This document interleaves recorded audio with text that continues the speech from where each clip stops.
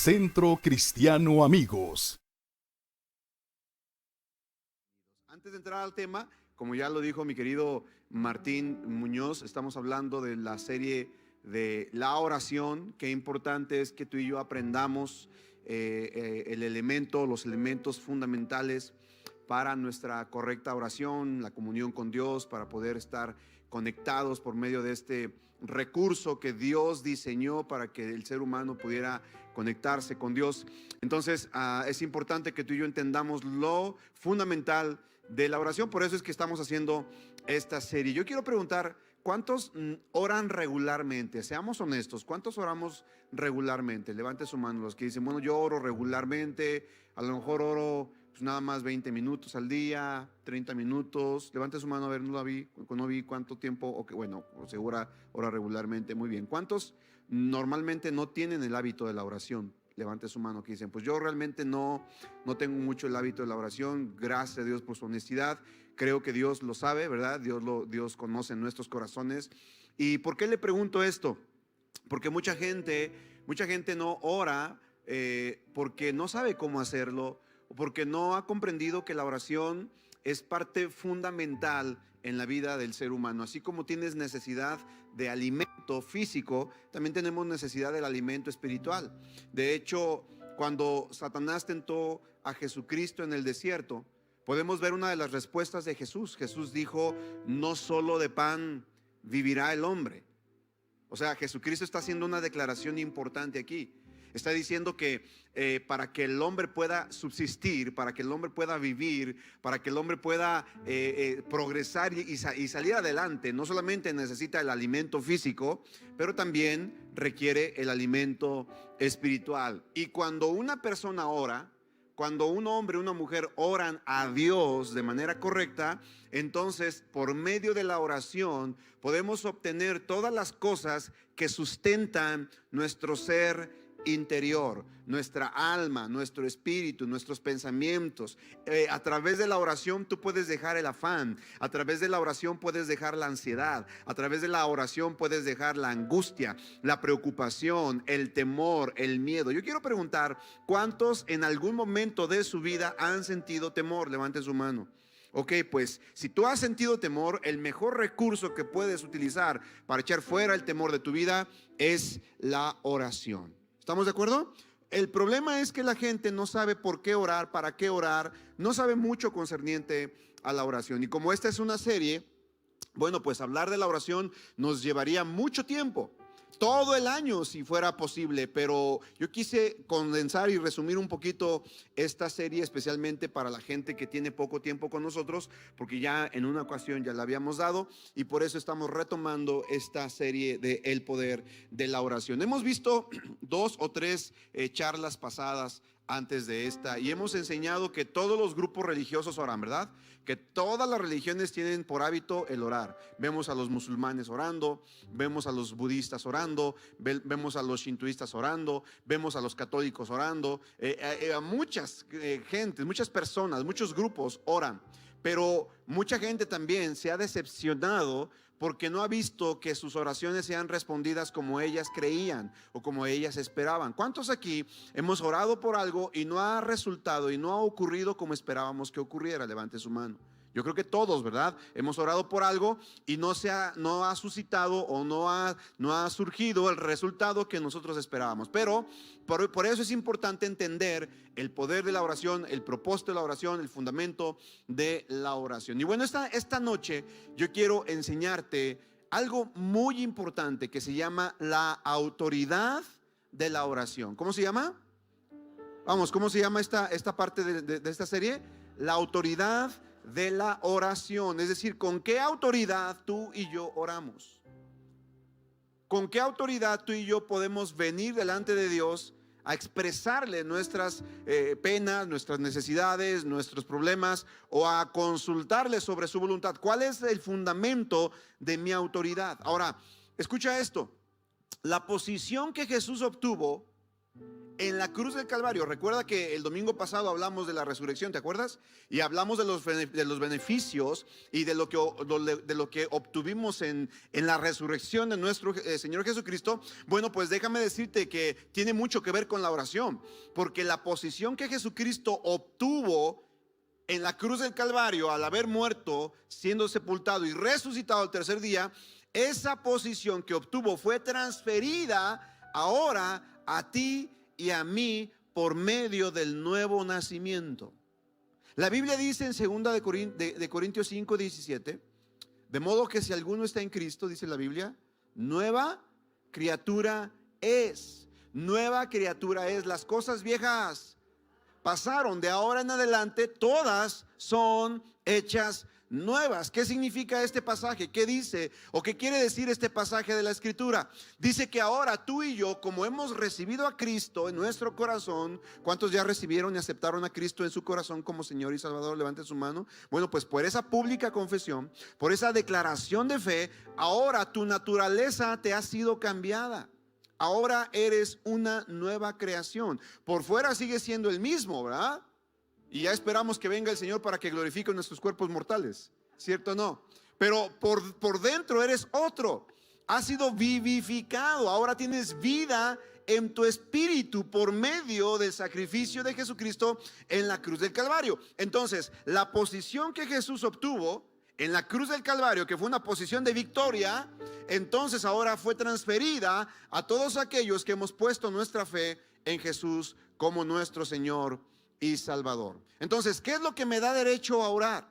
La seguridad a esta respuesta, a esta pregunta más bien, es una mente y un corazón claros concerniente a el propósito de la oración y lo importante que es que nuestra vida esté metida en la oración. ¿Sabes? Yo celebro que Dios nos haya despertado desde hace ya cerca de 2 años, ¿verdad, Javier? Que iniciamos con este movimiento de oración. Aquí está Javier, que nos está visitando desde Aguascalientes. Vamos a darle un fuerte aplauso a Javito, que es parte de esta casa, pero nos visita. Y estamos abriendo allá CCA Campus Aguascalientes, creyendo que pronto vamos a tener algo todavía mucho más grande allá. Por cierto, abro paréntesis, este próximo domingo vamos a tener la inauguración oficial de CCA Campus Ciudad de México. Así que va a ser un tiempo de celebración, un tiempo de gozo. Quiero que estén orando por nosotros, por los que vamos a ir, mi esposa, un servidor, algunos líderes. Vamos a estar allá dando este banderazo de inicio a la iglesia CCA en Ciudad de México. Y yo creo que pronto haremos lo mismo en CCA Aguascalientes. ¿Cuántos pueden decir amén a eso? Entonces, creemos que Dios está, que tiene prisa por la obra. Así que tenemos que estar orando. Y hemos estado orando ya casi por 2 años los hombres, las mujeres por mucho tiempo. El grupo de intercesión tiene años orando. Yo recuerdo cuando veníamos a orar, algunos cuantos, venía mi esposa, de pronto venía Lulú, venía Martín Salinas, venía Rosy. A veces nada más eran Martín y Rosy orando, que venían a orar, ¿verdad? ¿Te acuerdas? Y me daban el reporte que, bueno, Martín Salinas en ese tiempo estaba casi recién convertido y me comentó que se le hacía medio raro, medio ridículo, que de pronto todos los que estábamos aquí empezábamos a orar por las sillas. ¿Usted se imagina que empezábamos a orar por cada silla y declarando que cada persona que iba a ser sentada en esas sillas iba a ser tocada por el poder del Espíritu Santo? Ahora, a unos años a la distancia, vemos que estas oraciones han sido respondidas porque tú estás aquí por causa de que un grupo de locos oró por una silla para que fuera ocupada y ahora tú estás ocupando un espacio que antes ya había sido orado. Dale fuerte el aplauso a Dios por esto. La oración es el recurso por el cual tú y yo podemos comunicarnos con Dios. La oración es el recurso por el cual su espíritu se propone a afectar y ser afectado a nuestro espíritu por su voluntad y su propósito. Otra vez, la oración es el recurso por medio del cual su espíritu, o sea, el Espíritu de Dios, afecta nuestro espíritu por su voluntad y su propósito. Si quieres anotarlo, es importante porque estos conceptos son fundamentales para entender por qué oramos. Cuando tú y yo oramos, escúchame bien, nos presentamos delante de la presencia de Dios, entonces el Espíritu de Dios afecta nuestro espíritu con su voluntad y con su propósito. Porque mucha gente piensa que con la oración tú vas a afectar la voluntad de Dios. Y no es así, amados. Con nuestra oración nosotros seremos afectados con su voluntad. Significa que cuando venimos a orar, tú y yo venimos y nos presentamos delante del Padre y le decimos: dime cuál es tu voluntad para mi vida en este problema. ¿Tienes un problema en tu matrimonio? ¿Tienes un problema en tu economía? ¿Tienes un problema en tu salud? ¿Tienes un problema en tus finanzas? ¿Tienes un problema de cualquier índole? Entonces vienes delante de Dios por medio de la oración y entonces tu espíritu es afectado por su espíritu por medio de su voluntad. Y cuando sales de ese lugar, cuando sales de la oración, escúchame bien, ponme atención, esto es importante. ¿Sabes? Probablemente la circunstancia continúe, pero tú habrás sido afectado de una manera positiva por el poder del Espíritu Santo. Me han dado el reporte, me han hablado. Hoy recibí el reporte de nuestra querida Anita Leija. ¿Cuántos conocen a Anita Leija? Estuvimos orando por ella mucho tiempo. Ella estuvo internada en Monterrey, ¿te acuerdas? Y estuvimos orando porque sus plaquetas estaban bajando. Y ella me dijo: pastor, yo me identifico con el testimonio de Martín cuando Martín comentó que le estaba dando el infarto y inmediatamente se comunicó con nosotros. ¿Se acuerdan? ¿Cuántos recuerdan que estuvimos orando por Martín Salinas? Que le dio el infarto. Inmediatamente cuando le dio el infarto, él mandó mensajes, empezamos a orar. Me acuerdo que mi esposa y yo íbamos en carretera, íbamos a Puerto Vallarta. No sé a qué íbamos, si a establecer algo o de vacaciones, no sé. El caso es que íbamos a Puerto Vallarta, nos hablaron que estaba siendo infartado Martín, empezamos a orar y el testimonio de Martín es que él sintió el respaldo de la oración de toda la iglesia. Pues hoy me dijo Anita, me dice: pastor, eso es verdad. Yo sentí exactamente lo mismo. Yo sentí que estaba en una burbuja, que estaba rodeada por un poder que yo no podía ver, pero podía sentir por causa de la oración de toda la iglesia.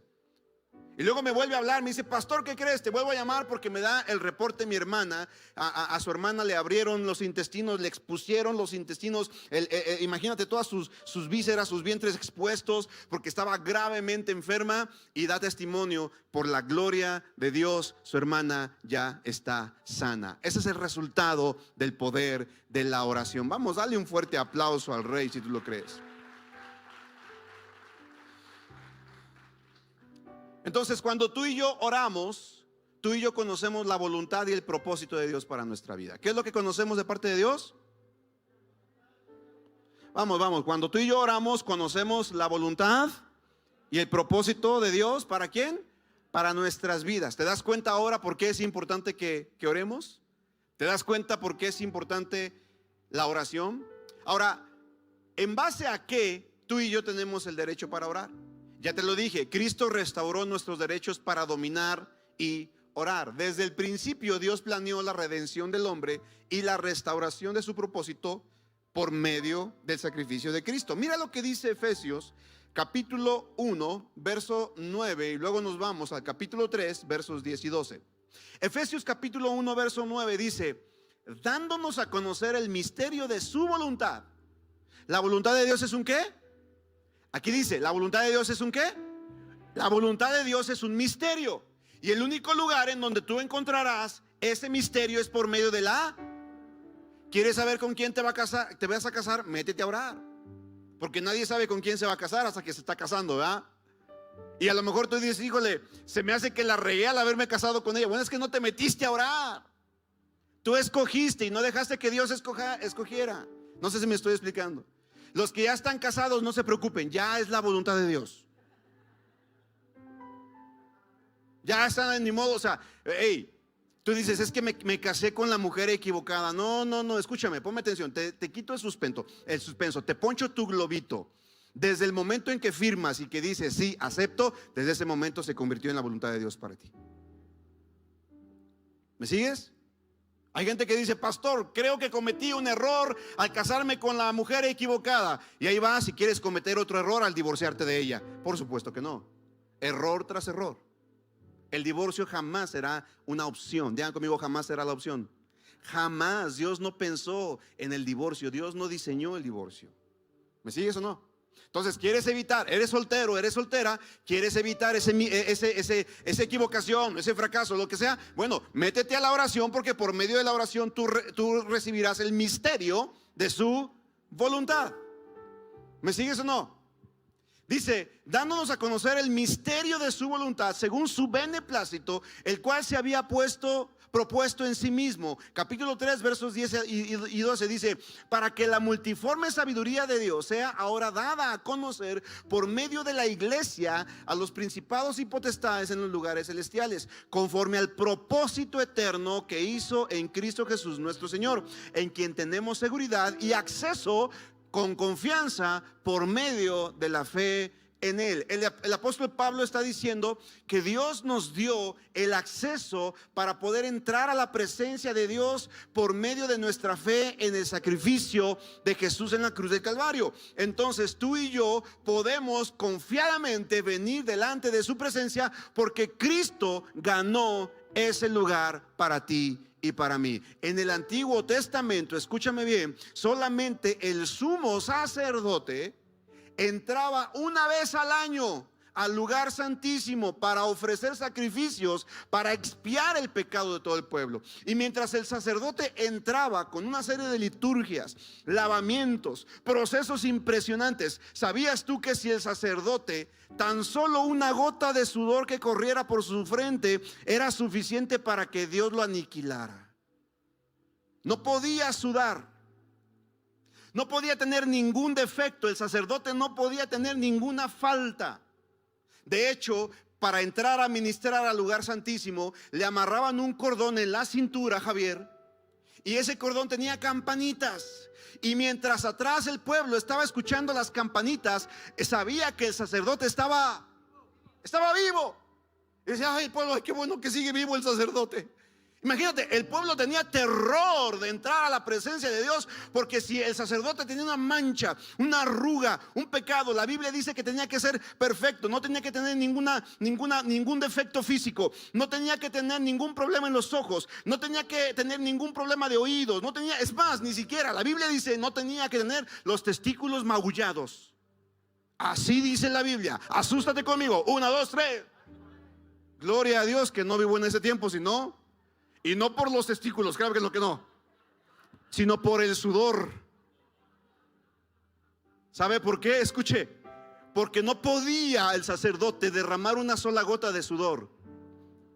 Imagínate yo, acá.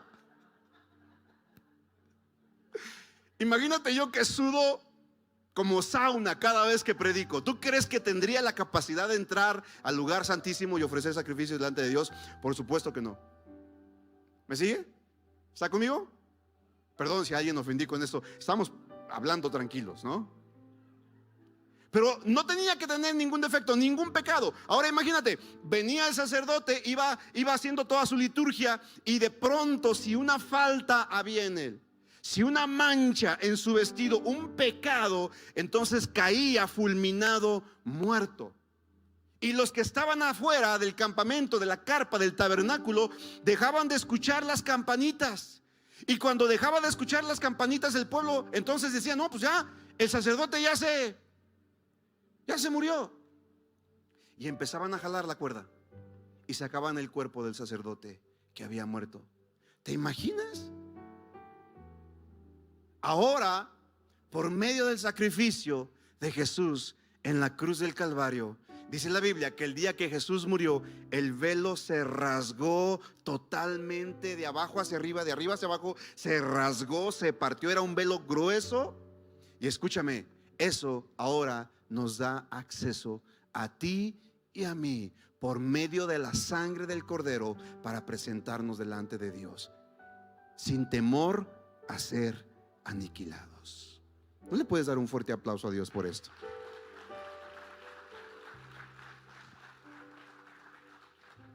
Ahora, Jesucristo es el segundo Adán. Digan conmigo, el segundo Adán. Dígalo fuerte, el segundo Adán. Porque el primer Adán falló. ¿Cuántos conocen la historia de Adán y Eva? Capítulo 1, capítulo 2 de Génesis, vemos la historia de la creación del mundo, vemos la historia de la creación del hombre, pero a partir del capítulo 3 vemos la entrada del pecado a la humanidad por medio de la desobediencia de Adán y Eva. Bueno, Adán, el primer hombre sobre la tierra, falló, digan conmigo, falló en su asignación de mantenerse alineado al propósito de Dios. Pero el segundo Adán, que es Jesucristo, él no falló. Y por causa de que él no falló, ahora Jesucristo nos ha restaurado nuevamente a una comunión perfecta con Dios. ¿Me estás siguiendo? Sí, porque estamos hablando de la autoridad de la oración. ¿Con qué autoridad tú y yo oramos y tú y yo venimos delante de Dios? Ahora déjame decirte algo que ya lo había mencionado en lecciones anteriores, pero quiero mencionarlo y profundizar un poco más en esto. ¿Sabes? Dios escucha la oración de toda la gente, pero solamente está comprometido a responder a sus hijos. ¿Por qué? Por el sacrificio de Jesús en la cruz del Calvario. Otra vez, ponme atención a esto. Dios escucha las oraciones y las plegarias de todo el mundo, porque Dios escucha a todos. ¿Cuántos dicen amén a eso? Dios es omnisciente, Dios sabe todo, pero solamente está comprometido, digan conmigo, comprometido a responderle a sus hijos. ¿Sabes por qué? Porque aquellos que hemos sido comprados y lavados con la sangre del Cordero somos hijos de Dios, y el compromiso de Dios es responder a nuestras oraciones. Tal vez la respuesta que tú y yo estábamos esperando no es la que quisiéramos, pero es la respuesta de Dios. Cuando Dios responde la oración de una persona que no tiene comunión con Él por medio de Jesucristo, es por misericordia. Es porque Dios es un Dios de misericordia, pero no está obligado a responderles. Asústate conmigo. 1, 2, 3. Solamente los que son hijos tienen derecho de venir delante de la mesa de papá. ¿Me sigue o no? Ahora, para restaurar el propósito eterno de Dios, Jesús tuvo que venir como representante de la autoridad legal en la tierra. ¿Y quién era este representante de la autoridad legal en la tierra? El hombre. Jesucristo tuvo que venir como un hombre. Él vino como un ser humano, como el segundo Adán, como un principio de una nueva familia del género humano que estaría dedicado a Dios. Juan capítulo 1 verso 14 dice: y aquel verbo fue hecho carne y habitó entre nosotros, y vimos su gloria, gloria como del unigénito del Padre, lleno de gracia y de verdad. Si Él no hubiera venido como hombre, escúchame bien, iglesia, los que me están viendo por internet, escuchen esto con claridad. Si Jesucristo no hubiera venido como hombre, Él no hubiera tenido el derecho para reclamar lo que el género humano había perdido. Porque fue un hombre quien perdió la autoridad de la tierra, y tuvo que ser otro hombre quien recuperara esa autoridad. Esa fue la razón por la cual Jesucristo se hizo hombre. Hello. ¿Están aquí? Ahora yo te pregunto, ¿tú crees que para la redención de la humanidad Dios no hubiera podido mandar a alguno de sus arcángeles? ¿Dios no hubiera podido enviar a alguno de sus criaturas, de sus creaciones? Dios lo hubiera podido hacer, pero no era legal. Hubiera sido algo ilegal, porque a quien Dios le dio la autoridad de la tierra fue al hombre. ¿A quién fue? Dios le dijo al hombre: ten, sojuzga, llena la tierra, multiplícate por toda la tierra. Esta creación la hice para ti. Pero el hombre, por causa de su desobediencia, le entregó la autoridad. ¿A quién crees? Al diablo. Satanás tomó esa autoridad. Cuando el hombre desobedeció a Dios voluntariamente, entonces el hombre, escucha esto, Satanás no le robó la autoridad, no le robó las llaves del reino, no le robó las llaves el título de propiedad. El hombre voluntariamente, con su desobediencia, le entregó ese título al diablo. ¿Tienes duda de esto? Lucas capítulo 4. A partir del verso 1 en adelante, el mismo Satanás declara y le dice a Jesucristo: póstrate delante de mí y te voy a entregar todos los reinos de la tierra, porque a mí me han sido dados, y a quien yo quiera se los doy. Ahí fue cuando Jesucristo respondió al diablo y le dijo: escrito está, al Señor tu Dios adorarás y a Él solo servirás. ¿Por qué el diablo querría ofrecer algo que no era suyo? No se puede. Entonces Jesucristo tuvo que ser hombre, tuvo que venir del género humano para poder de manera legal recuperar lo que el hombre había perdido. Vamos, dale un fuerte aplauso a Dios si tú lo estás entendiendo. Si Él no hubiera venido como hombre, Él no hubiera tenido el derecho a reclamar el género humano y la tierra para Dios, de acuerdo a la manera en que Dios ha ordenado sus propósitos para el mundo. También para restaurar la relación rota entre Dios y el hombre, Jesús tenía que ser sin pecado y Él tenía que escoger hacer la voluntad de Dios. Según a los Corintios 5:21 dice: al que no conoció pecado, por nosotros lo hizo pecado. Escucha esto, no es que Jesucristo haya sido un pecador, jamás, por supuesto que no. Él no conoció pecado, pero por nosotros Él se hizo pecado, para que nosotros fuésemos hechos justicia de Dios en Él. Escúchame, Jesucristo voluntariamente rechazó su gloria celestial y vino a la tierra como un hombre. Filipenses capítulo 2 versos 6 al 8 dice: el cual siendo en forma de Dios, no estimó el ser igual a Dios como cosa a que aferrarse, sino que se despojó. ¿Qué se qué? Se despojó a sí mismo, tomando forma de siervo, hecho semejante a los hombres, y estando en la condición de hombre, se humilló a sí mismo, haciéndose obediente hasta la muerte y muerte de cruz. Ahora, este segundo Adán, que es Jesucristo, tiene cualidades que no tuvo el primer Adán. ¿Cuáles son esas cualidades? Número uno, la primera cualidad es que Jesucristo es la imagen de Dios. Digan conmigo: la imagen de Dios. Según a los Corintios 4:4 dice: en los cuales el Dios de este siglo cegó el entendimiento de los incrédulos, para que no les resplandezca la luz del evangelio de la gloria de Cristo, el cual es la imagen de Dios. Colosenses capítulo 1 versos 15 al 20, no lo vamos a leer todo, anótalo si estás tomando notas. Te recomiendo que tomes notas para que en tu casa vayas y corrobores lo que estás aprendiendo aquí. Colosenses 1, 15 al 20 dice: Él es la imagen del Dios invisible, el primogénito de toda la creación. Entonces, las cualidades de este segundo Adán es que Jesucristo es la imagen de Dios. ¿Me estás siguiendo? Jesucristo es la imagen de Dios. Escúchame, el primer Adán fue creado y la Biblia dice que Dios creó al hombre conforme a su ¿qué? Imagen y semejanza. Si te acuerdas que dice eso la Biblia, ¿verdad? En Génesis capítulo 2. ¿Cuántos han leído la Biblia acá? Levanta su mano. ¿Verdad que sí dice eso? Dice que Dios creó al hombre conforme a su ¿qué? Pero cuando el hombre decide darle la espalda a Dios en desobediencia, entonces el hombre pierde la imagen de Dios. ¿Qué perdió el hombre? Como consecuencia de haber perdido la imagen de Dios, pierde la autoridad de Dios. Y ahora el diablo, por eso la Biblia dice que Satanás es el príncipe de este siglo. Pero te tengo noticias, porque Jesucristo es el Rey de Reyes y el Señor de Señores. Alguien que glorifique el nombre de nuestro Padre, por favor. Ahora, este segundo Adán, Jesucristo, número 2, la segunda cualidad es que este segundo Adán tiene una relación profunda, digan conmigo, profunda, de amor con Dios. Juan 3:35 dice: el Padre ama al Hijo y todas las cosas ha entregado en su mano. ¿Quién ama a quién? Dice, el Padre ¿qué? Ama al Hijo. Juan capítulo 5 verso 20 dice: porque el Padre ama al Hijo y le muestra todas las cosas que Él hace, y mayores obras que esta le mostrará, de modo que vosotros os maravilléis. Y Juan capítulo 10 verso 17 dice: por eso me ama el Padre, porque yo pongo mi vida para volverla a tomar. ¿Te das cuenta?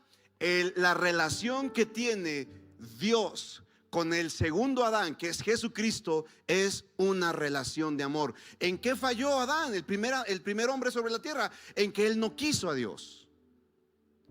Muchos me preguntan: pastor, ¿por qué fue que Dios puso el árbol del bien y del mal, el árbol de la vida y del conocimiento del bien y del mal en el huerto del Edén? Entre todos los árboles del huerto, imagínate, el hombre podía comer de todo. Había buffet. No había límite, podía comer hasta hartarse. ¿A cuántos aquí les gusta ir al buffet? A ver, levanten su mano. Son bien tramposos porque te llenan de pura agua, ¿verdad? Primero el agua, y qué chistoso es que el agua así te la cobran. Y luego de pura verdura y vegetal. Oye, yo voy a un buffet de carnes, lo último que quiero comer son vegetales. ¿Cierto o no?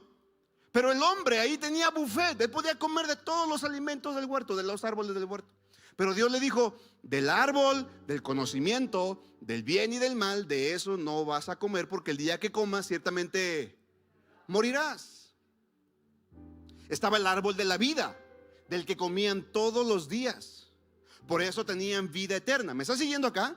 Y el árbol del conocimiento del bien y del mal. Ahora, muchos me preguntan, pastor, ¿por qué Dios habrá puesto el árbol del conocimiento del bien y del mal en el huerto del Edén? ¿Por qué simplemente no puso nada? ¿Por qué no se le ocurrió no poner un árbol? ¿Por qué puso el árbol? ¿Por qué? Ahorita estuviéramos todos en la gloria, encueraditos y no pasa nada. Porque no hay pecado, porque no hay malicia, no hay maldad. Pero ¿por qué Dios puso el árbol ahí? Digan conmigo, por amor. Díganlo más fuerte, por amor. Más fuerte, por amor. ¿Sabes por qué? Porque Dios quería que el hombre amara a Dios de forma voluntaria. ¿Cómo le puedes expresar a tu esposa, esposo acá, esposo, ¿cómo le puedes decir a tu esposa que le has sido fiel si no has tenido la oportunidad de serle infiel?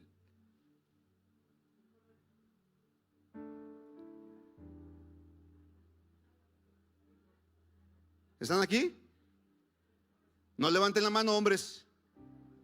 Pero es cierto no que ha habido oportunidad de ser infieles. No levanten la mano, dije, no te va como en feria en tu casa. Pero sabes, escúchame, ponme atención acá. ¿Sabes por qué Dios puso el árbol del conocimiento del bien y del mal? Porque Él quería que el ser humano le amara de manera voluntaria. Si no hubiera puesto el árbol, el hombre no hubiera tenido otra opción más que amar a Dios.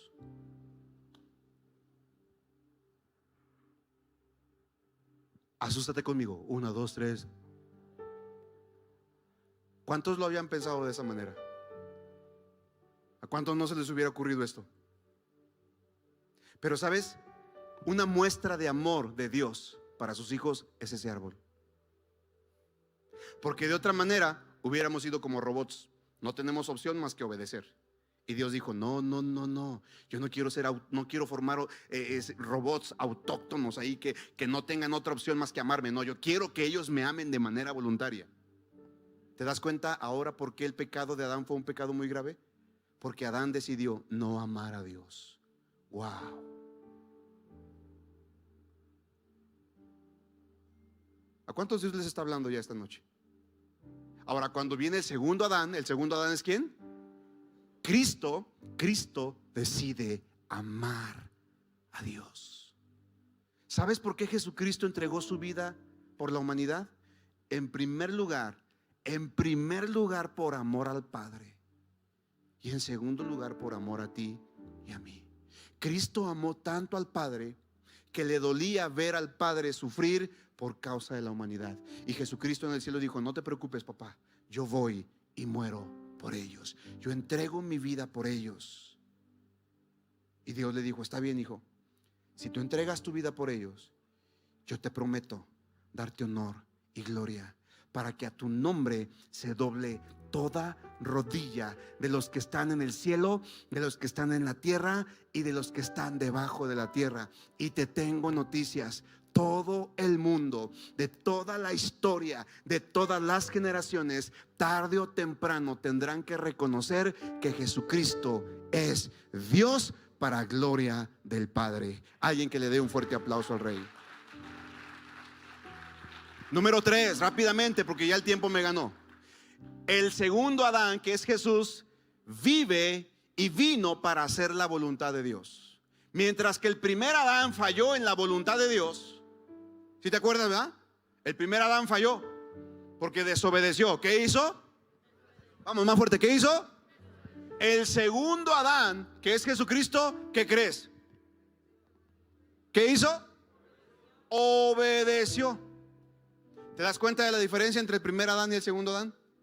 Entonces, por causa de la obediencia, Juan capítulo 4, verso 34, Jesús le dijo: mi comida es que haga la voluntad del que me envió y que acabe su obra. Juan capítulo 5, verso 30 dice: no puedo yo hacer nada por mí mismo, según oigo, así juzgo, y mi juicio es justo, porque no busco mi voluntad, sino la voluntad del que me envió, es decir, la voluntad de mi Padre. Escúchame, Jesucristo en los días de su carne, cuando estuvo en esta tierra, no hizo otra cosa más que la voluntad de papá.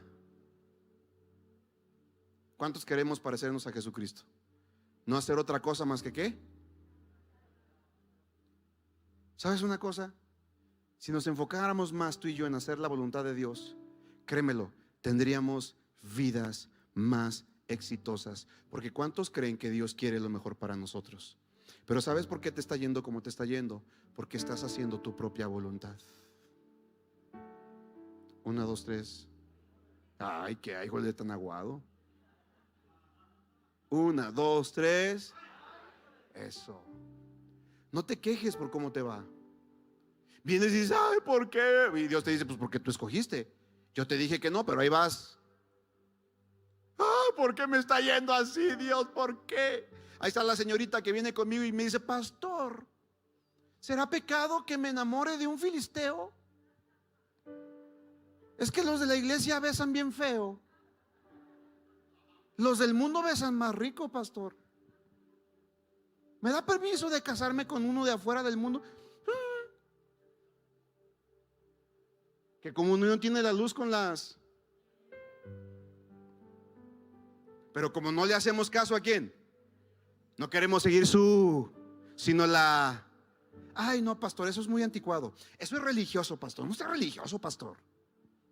Agarre la onda. Esto ya cambió, ya evolucionó. Bueno, déjame decirte algo.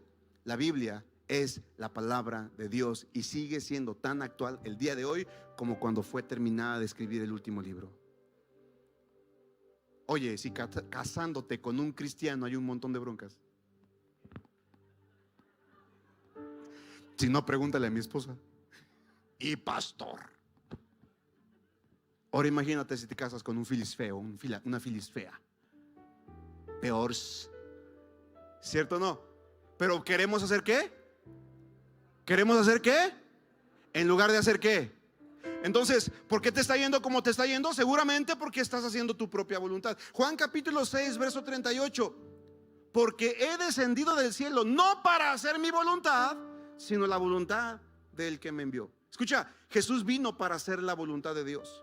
Él es uno con Dios y sus propósitos. Él dijo que cualquiera que haga la voluntad de Dios permanece y pertenece a la familia de Dios. Mateo 12:50. Porque todo aquel que hace la voluntad de mi Padre que está en los cielos, ese es mi hermano, mi hermana y mi madre. Wow.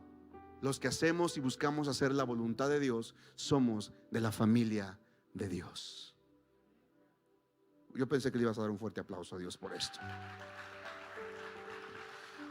Y número 4, ya para terminar, porque ya el tiempo se me agotó. Desde hace como 20 minutos se me acabó el tiempo. Jesucristo reina con autoridad. Vean conmigo: reina con autoridad. Filipenses 2, 10 y 11 dice: para que en el nombre de Jesús se doble toda rodilla de los que están en los cielos y en la tierra y debajo de la tierra, y toda lengua confiese que Jesucristo es el Señor, para gloria de Dios Padre. Déjame decirte algo.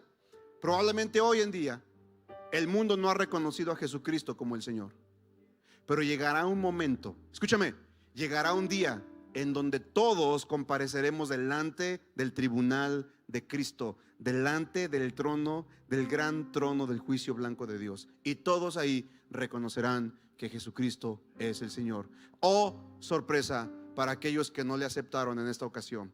Ahorita que es tiempo de gracia, es tiempo de arrepentimiento, si tú y yo le reconocemos como Señor, tenemos salvación y vida eterna. Pero si no, entonces nos espera, o le espera a la gente, una horrenda expectación de fuego y azufre.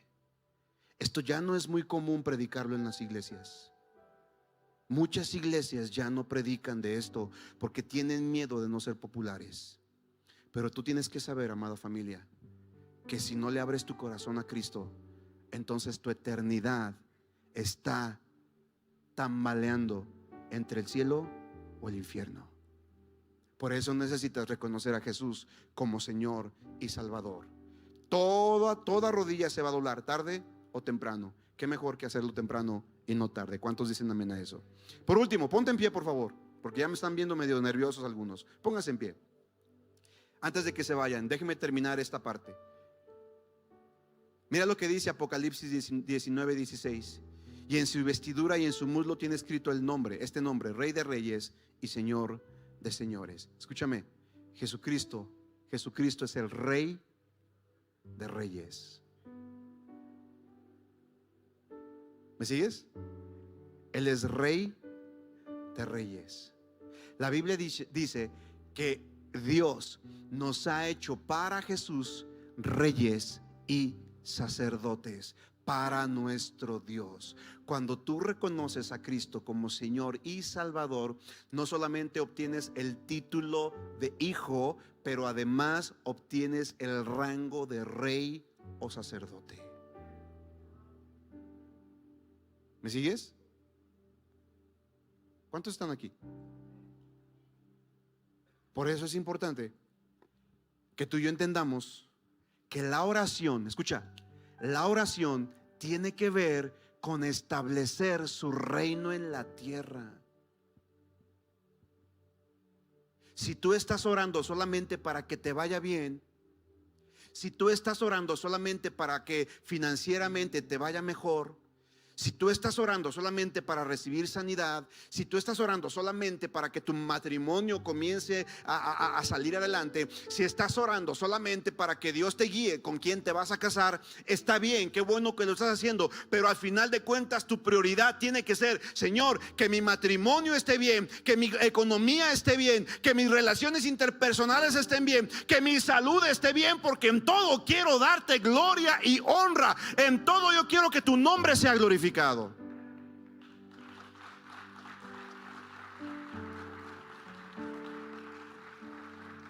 O sea, no se trata de pedir solamente para que tú estés bien.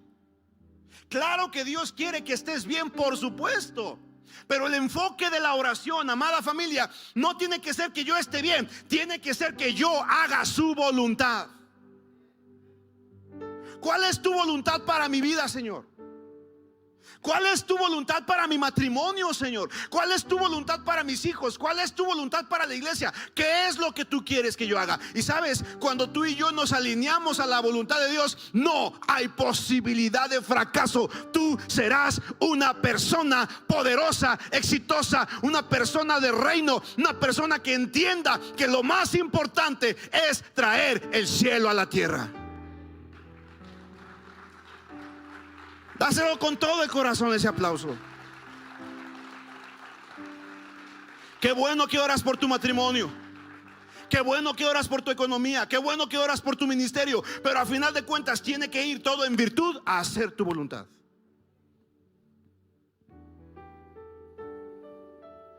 Hay una revelación y una relación vital en la redención y la oración. Digan conmigo: redención y oración. La posición que Jesús obtuvo fue transferida al género humano, como inicié esta charla, con el nuevo nacimiento. Juan capítulo 14 versos 12 al 14 dice: de cierto os digo, el que en mí cree, mira lo que dice Jesús, el que en mí cree, las obras que yo hago, él las hará también, y aún mayores hará, porque yo voy al Padre. Wow. ¿El que cree en quién?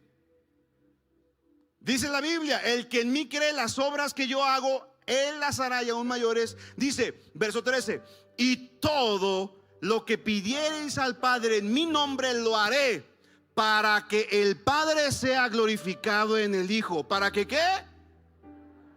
¿Para que qué? Yo te pregunto, ¿lo que le estás pidiendo glorifica al Padre?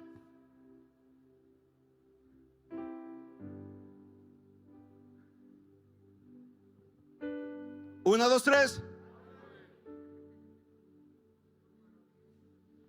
Dios, que me saque la lotería, que me saque la lotería. Y le entrego el diezmo a la iglesia. No das diezmos ahorita, vas a dar diezmos cuando te saque la lotería.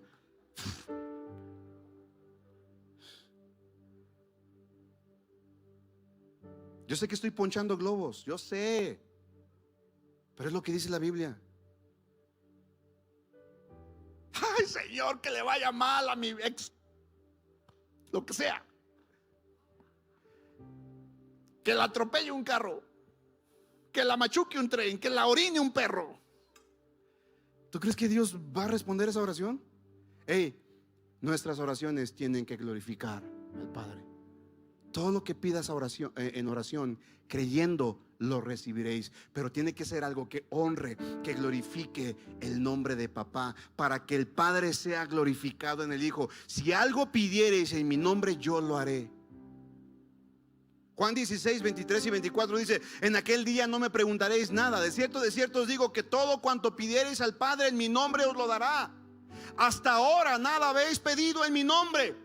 Pedid y recibiréis para que vuestro gozo sea cumplido. Piensa por un momento, piensa lo que estás pidiendo. Señor, lo que estoy pidiendo glorifica tu nombre.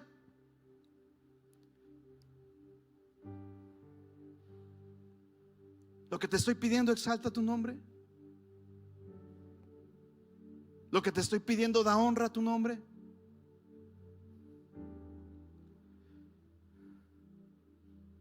La redención del hombre le permite tener dominio. Segunda a los Corintios 3, 5 al 6 dice: no que seamos competentes por nosotros mismos para pensar algo como de nosotros mismos, sino que nuestra competencia proviene de Dios, el cual asimismo nos hizo ministros competentes de un nuevo pacto, no de la letra sino del Espíritu, porque la letra mata, mas el Espíritu vivifica. Escucha, con eso termino esta parte, porque vamos a continuar. ¿Cuántos quieren seguir aprendiendo más de la oración? ¿Cuántos aprendimos algo hoy de la oración? Mira, el poder de la oración, escucha, el poder de la oración no se basa en sentimientos, sino en la palabra de Dios. ¿Cuántas veces tú y yo hemos orado más con sentimientos que con la palabra?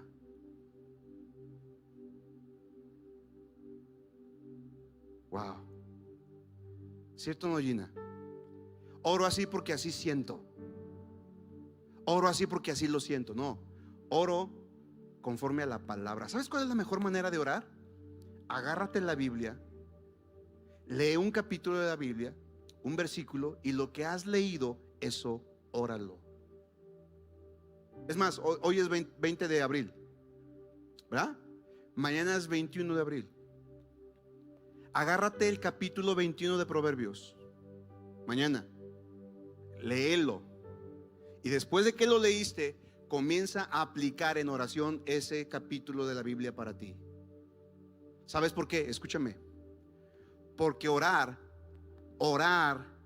es unir fuerzas con Dios, con el Padre, dirigiendo la atención hacia sus promesas. Eso es orar. Cuando yo oro, me pongo de acuerdo con Dios y dirijo mi atención a lo que Dios ha prometido en su palabra. Si empezáramos a orar de esa forma, wow, empezaríamos a ver un montón de milagros ocurriendo en nuestra vida. Así que yo quiero retarte, comienza a hacerlo así. El día de mañana, 21 de abril, agárrate Proverbios capítulo 21, léelo, medítalo y después óralo.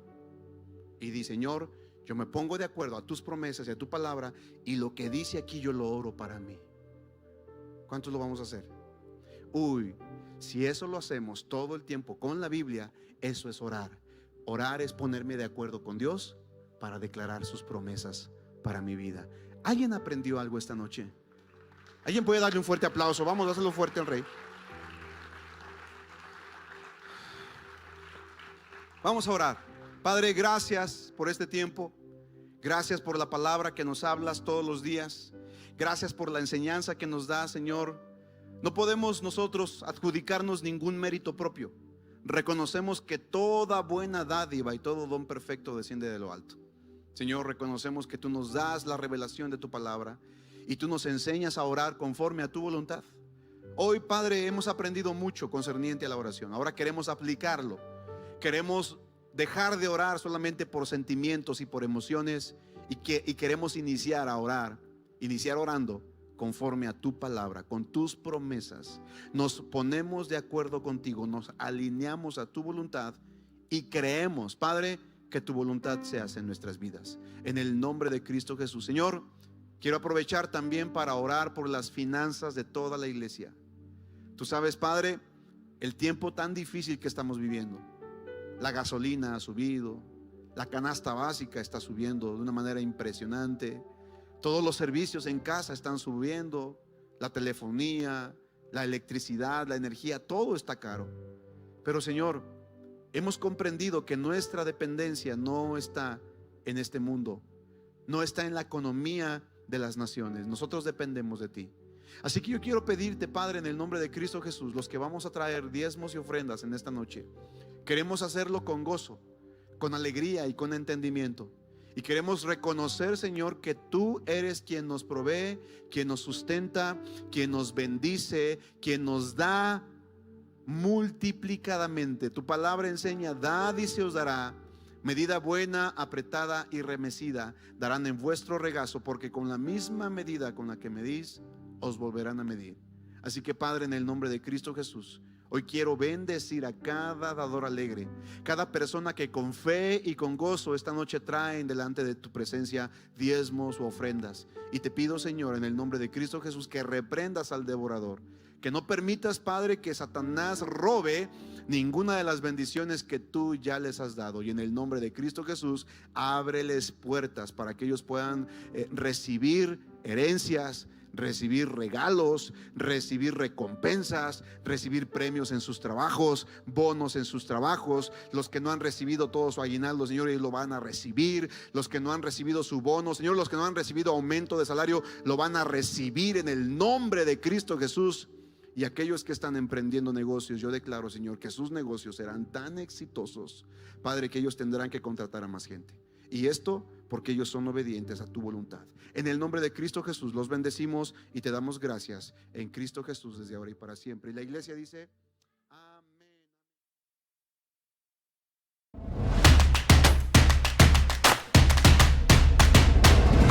Centro Cristiano Amigos.